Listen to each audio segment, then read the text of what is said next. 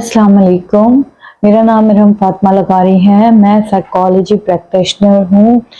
अब तक मेरी वीडियोस पे जो आप लोगों का रिस्पांस आया है, कमेंट आया है, उन कमेंट्स ने मुझे मोटिवेशन दी है कि मैं और ज़्यादा आप लोगों के लिए वीडियोस बनाऊं और ज़्यादा आप लोगों को नॉलेज दूं। तो आज जो है मैं खुद रिकॉल कर रही थी थिंकिंग एरर, उनको बैठकर पढ़ रही थी। तो मैंने सोचा कि मैं क्यों ना आप लोगों से भी शेयर करूं कि थिंकिंग एरर क्या है, मतलब सोच की गलतियां क्या होती हैं। थिंकिंग एरर जो है उनको कॉग्निटिव डिस्टॉर्शन भी कहा जाता है और ट्विस्टेड थिंकिंग भी कहा जाता है।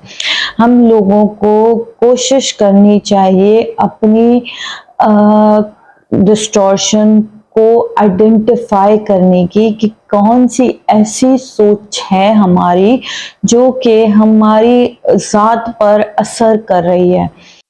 जब लोग इमोशनली डिस्ट्रेस होते हैं, जैसे कि बहुत ज़्यादा परेशानी में, बहुत ज़्यादा ज़िंदगी से बेहाल के जो है मर जाना चाहिए और ये भी चीज़ हमारे काम की नहीं रही है और ये भी मुझे नहीं मिल रहा, मेरे साथ ये हमेशा मेरे साथ ही गलत होता है, तो फिर जो थेरेपिस्ट होते हैं, साइकोलॉजिस्ट होते हैं, उनको उस चीज़ से निकालने में मदद करते हैं। उनको ये रियलाइजेशन दिला के कि जो जो आप सोच रहे हैं वो आपकी शख्सियत पे कितना असर कर रही है और इससे आपको क्या क्या नुकसानात हैं, और उन थिंकिंग एरर्स को भी बताते हैं कि ये आपकी थिंकिंग एरर है और ये डिस्टॉर्शन है। अब यहाँ पे जो है हमारे पास बहुत सारी डिस्टॉर्शंस हैं। आ जाते हैं ऑल और नथिंग के ऊपर। ये भी एक कॉग्निटिव डिस्टॉर्शन है, जैसा कि मैंने बताया थिंकिंग एरर है और ट्विस्टेड थिंकिंग है।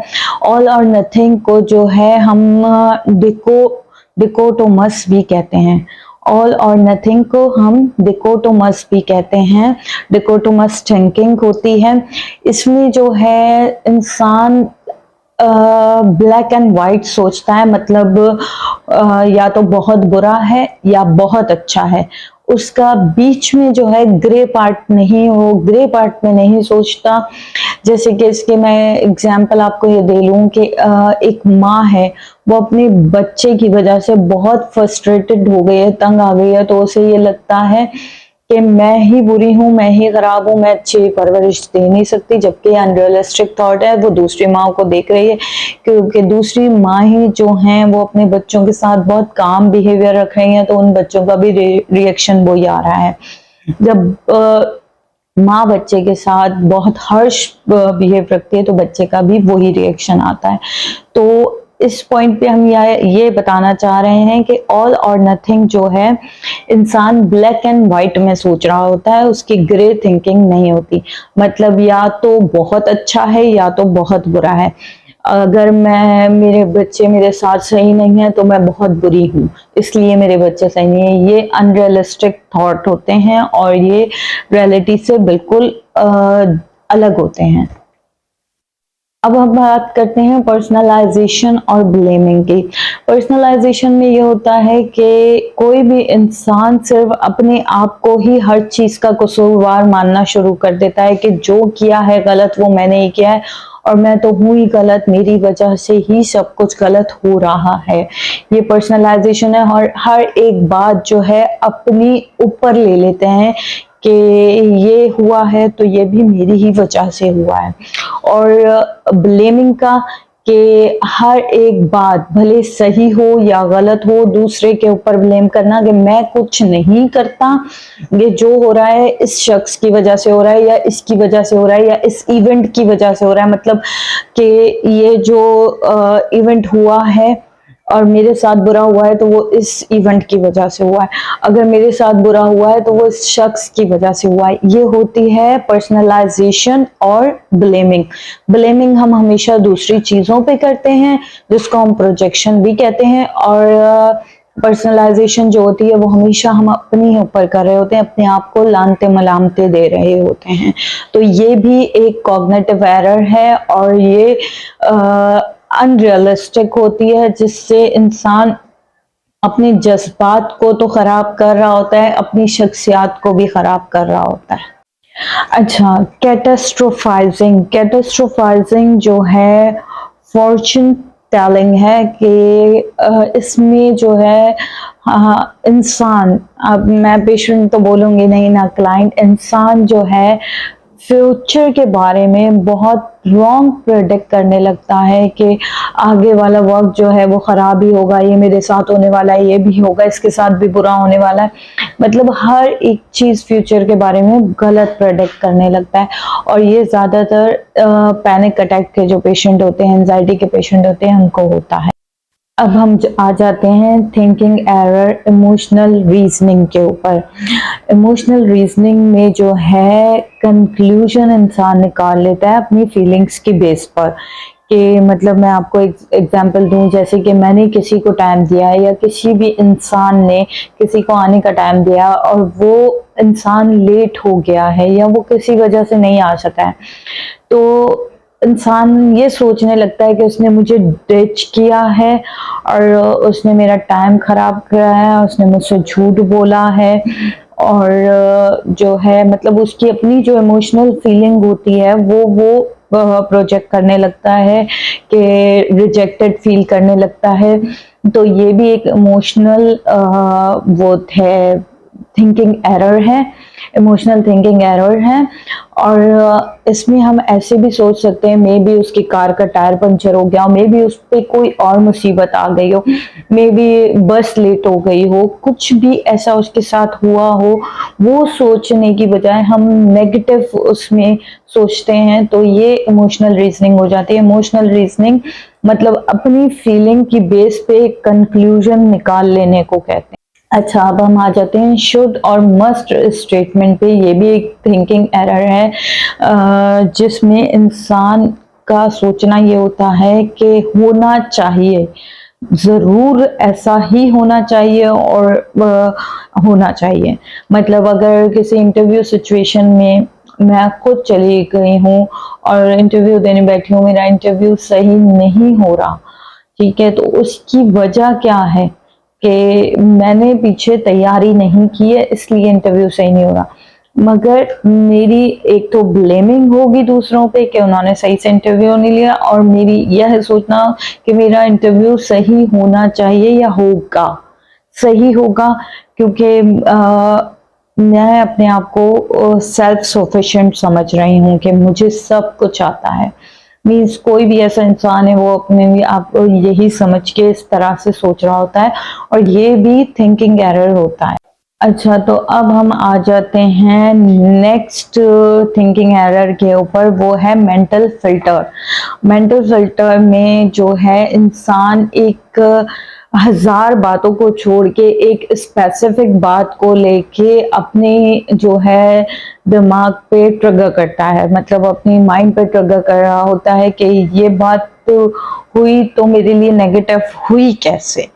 तो ये होता है मेंटल फिल्टर। जैसे कि मैं एग्जांपल आपको दे लूं कि किसी ने भी बहुत अच्छे अपने हिसाब से ड्रेसिंग की है, कपड़े बनाए हैं, और वो किसी इवेंट में गए हैं, उसको सब लोगों ने तारीफ की है कि आप बहुत अच्छी लग रही हो और बहुत अच्छा ड्रेस लग रहा है, मगर किसी एक बंदे ने ये बोल दिया है कि ये ड्रेस आप पे सूट नहीं कर रहा या ये स्टाइल आप पे सूट नहीं कर रहा, तो वो इंसान उसकी बात को लेके सोचता रहता है और उसी को मतलब काफी लॉन्ग टर्म लेके चलता रहता है कि इसने मुझे ऐसा बोला, ये मुझ पे सूट नहीं कर रहा था, ये यूं था वो था, जबकि वो ये नहीं देखता कि मुझे एक ने अगर गलत बोला तो मुझे 10 ने जो है अप्रिशिएट किया। तो ये भी एक थिंकिंग एरर होता है जो कहलाता है मेंटल फिल्टर, कि हर एक अच्छी बात को जो है वो फिल्टर कर दिया है और अपनी मर्जी की बात जो है वो जान ली, वो उसको अपनी माइंड में सेव कर लिया है। अब हम चलते हैं नेक्स्ट कॉग्निटिव एरर की तरफ, थिंकिंग एरर की तरफ, जो कि है डिस्क्वालिफाइंग और डिस्काउंटिंग पॉजिटिव। मतलब कि कोई भी जो है पॉजिटिव बात को साइड में किया और हमेशा अपने आप को गलत बताना या गलत सोचना कि जो है मैंने ये काम किया है, किसी भी काम के ऊपर अप्रेज नहीं लेना, रिवॉर्ड नहीं लेना कि जो है अगर मैंने ये काम किया तो अच्छा हाँ बस ठीक किया है। तो ये जो होता है हमेशा अपने आप को मलामत करते रहना, ये डिस्क्वालिफाइंग होता है।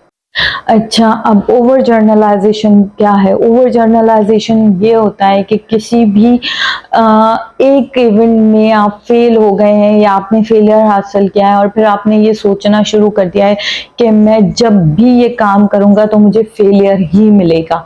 तो ये होता है ओवर जर्नलाइजेशन, मतलब कि जर्नलाइज भी करना और ओवर करना, कि मतलब जब भी होगा ये तो ऐसे ही मेरे साथ होने वाला है। अगर मेरी एग्जाम के दौरान या वाइवा के दौरान किसी टीचर ने इंसल्ट कर दिया तो वो अब हर टीचर ही मेरी इंसल्ट करेगा, या मेरा एक इंटरव्यू जो है वो अच्छा नहीं हुआ तो मेरा हर इंटरव्यू ही बुरा होगा। ये होता है ओवर जर्नलाइजेशन, ये भी एक थिंकिंग एरर है। अब हम आ जाते हैं लेबलिंग के ऊपर। जैसे कि क्लाइंट हो या कोई भी पर्सन हो, हम नॉर्मल लेमैन के ऊपर भी बात कर सकते हैं। लेबलिंग ये कि अपने आप को हमेशा किसी ना किसी बात से लेबल करना या किसी और को करना कि मैं स्टूपिड हूँ, मैं गलत हूँ, मैं जो है फुलिश हूँ, मैं पागल हूँ, ये लेबल होता है। और ये आप दूसरे को भी कर रहे होते हैं, अपने आप को भी कर रहे होते हैं। तो ये भी नेगेटिव थिंकिंग होती है, नेगेटिव एरर होता है, जिससे आपको सोशली रिलेशंस बनाने में बड़ा जो है मसला आ रहा होता है। अच्छा, तो अब जो है हम नेक्स्ट एरर के ऊपर चलते हैं, वो है जंपिंग टू द कंक्लूजन और आर्बिट्री इन्फेरेंस। इसको आर्बिट्री इन्फेरेंस भी कहा जाता है।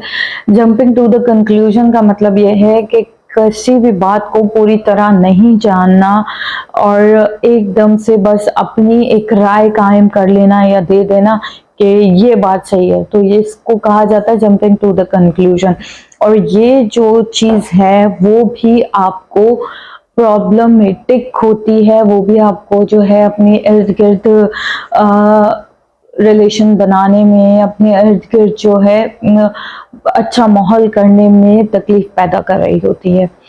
और इसको जो है मतलब फर्दर डिवाइड कर दिया गया है दो पॉइंट्स में, जो माइंड रीडिंग है और फॉर्चून टेलिंग है। अच्छा, अब हम आ जाते हैं माइंड रीडिंग पे। माइंड रीडिंग ये है कि हम जो है ये सोच रहे होते हैं कि हमें दूसरे का सोचना है या उसके दिमाग के अंदर सब कुछ पता है कि वो क्या सोच रहे हैं, क्या कर रहे हैं। इसमें जब हमें होता है या किसी क्लाइंट को या किसी इंसान को एंजाइटी हो रही होती है, पैनिक अटैक होता है, तो वो अपने माइंड में दूसरों के लिए यही सोच रहा होता है कि ये मेरे लिए गलत सोच रहे हैं और मुझे मेरा जो सिचुएशन है या मेरी जो हालत है वो इसलिए हो रही है क्योंकि ये गलत सोच रहे हैं। तो ये माइंड रीडिंग होता है, मतलब कि दूसरों की सोचों को पढ़ना। ये भी हम कर रहे होते हैं और ये भी नेगेटिव थिंकिंग है, ये भी हमारे लिए अच्छी नहीं होती। अच्छा, तो इसका दूसरा पॉइंट जो है वो फॉर्चून टेलिंग है। इसमें यह है कि इंसान जो है प्रेडिक्ट करता है फ्यूचर के बारे में कि ये गलत ही है। जैसे कि कोई गया है डॉक्टर के पास और वो ये सोच कर जा रहा है कि मुझे डॉक्टर बताएगा कि मुझे कैंसर ही है या मुझे इस टेस्ट में कैंसर ही आने वाला है। तो ये फॉर्चून टेलिंग है और ये थोड़ा मतलब रिजेंबल करता है कैटास्ट्रोफाइजिंग से भी। जी, ये सब तो थी सोच की गलतियां जो आमतौर पे हम सब कर रहे होते हैं, मगर इनको जानने का मतलब ये नहीं है कि आप लोग अपना इलाज खुद कर पाएंगे या आप अपने आप को बहुत अच्छी तरह जान पाएंगे, क्योंकि कोई भी स्पेसिफिक टाइम ऐसा पड़ता ही है जिसमें इंसान को थेरेपिस्ट की, साइकोलॉजिस्ट की, माहिर नफ्सियात की ज़रूरत पड़ जाती है। और वही आपको बता सकते हैं कि आप आपके साथ जो इश्यू आ रहे हैं वो किस वजह से आ रहे हैं और इसकी क्या वजह है। पॉसिबिलिटी है कि थिंकिंग एरर भी हो सकता है, पर्सनालिटी डिस्टर्बेंस भी हो सकती है और डिप्रेशन भी हो सकता है, सीवियर एंजाइटी भी हो सकती है और साइकोसिस कोई भी डिसऑर्डर भी हो सकता है, जैसे कि आपने स्किज़ोफ्रेनिया का नाम सुना होगा, बाइपोलर का नाम सुना होगा। तो ये जो है सिर्फ आपको साइकेट्रिस्ट और साइकोलॉजिस्ट बता सकते हैं कि आप कौन सी बीमारी से जो है सफ़र कर रहे हैं और आपका कौन सा इलाज जो है इफेक्टिव होगा।